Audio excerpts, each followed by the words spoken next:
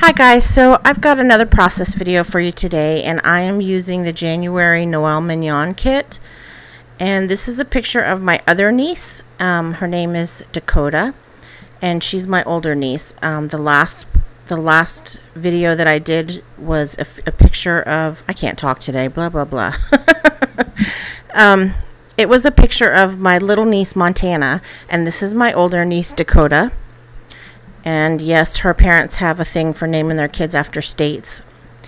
Not sure what's up with that, but anyway, Dakota has a name. She has like 5 names. It's like Dakota Marie Peekaboo Kathleen Driggers. That's her name.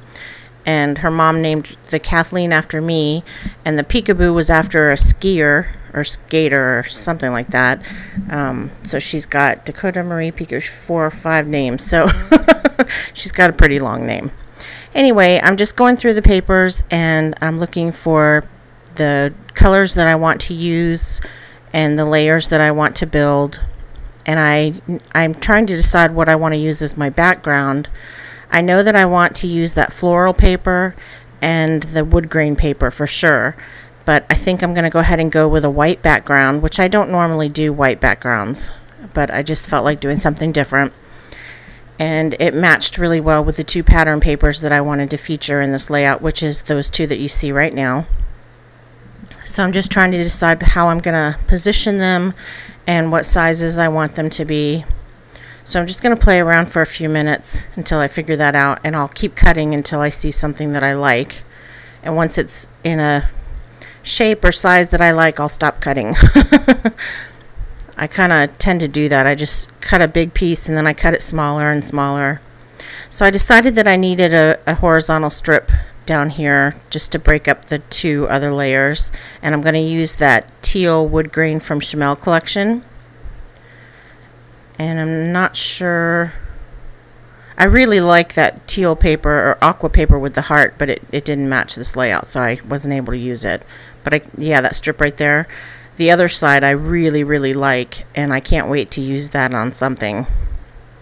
But right now I'm going to use the other side because it just matched well. So I'm making another horizontal strip that's smaller. And right now, oh, I should have cut this out.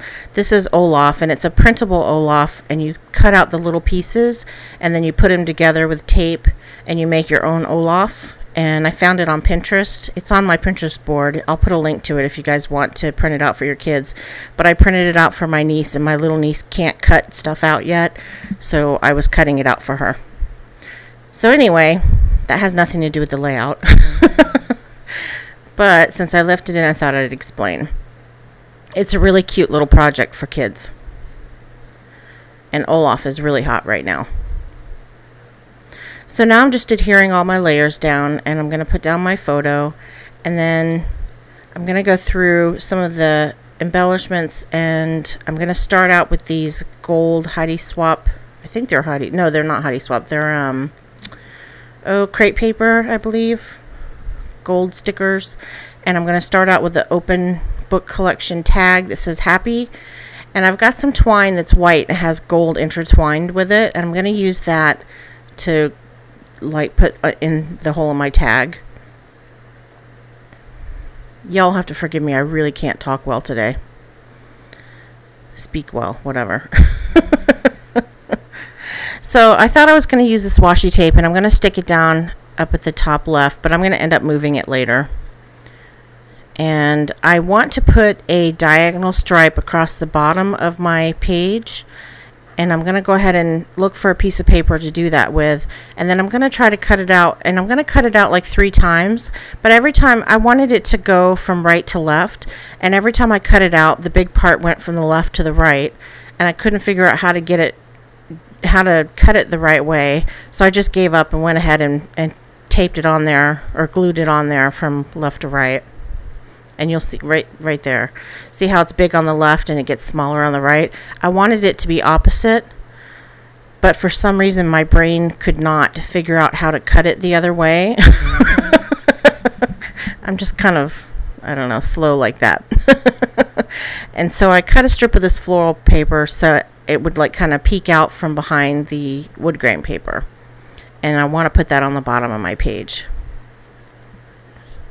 And then I know that I need something on the top right side of my page now, since I'm going to have to move that washi tape, because I don't want everything on the left side of my page and have it like really heavy on the left side and nothing on the right.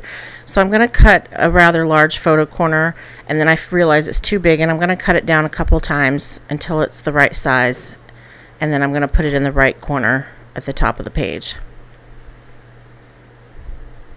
So now I realize that I have to move that washi tape, and I'm going to find another place for it.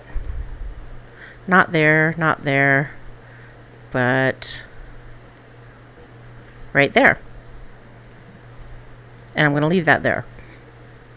So now I'm going to pull out those crepe paper gold stickers, and this one says A Perfect Sort of Day, and that's going to be the title of the page. I didn't know what to name it because I named the previous layout that I did, and I did them both on the same day. I did the other layout and I named it Anti-Love, and then my other niece Dakota said, well, what about me? I want you to take a picture with me and make a page. And so I took a picture with her real quick, and then I printed it out on my selfie, and then I started scrapping. So I made both pages like in the same hour, and I didn't know what to title this one. So when I saw the sticker, I thought, well, that'll be a perfect title. So that's going to be the title of my page. And right now I am fighting with a flare button that has a pin on the back, which is kind of silly because, you know, who's going to pin anything on a scrapbook page? So I'm taking my button clippers. I think that's what you call them, button snippers or whatever.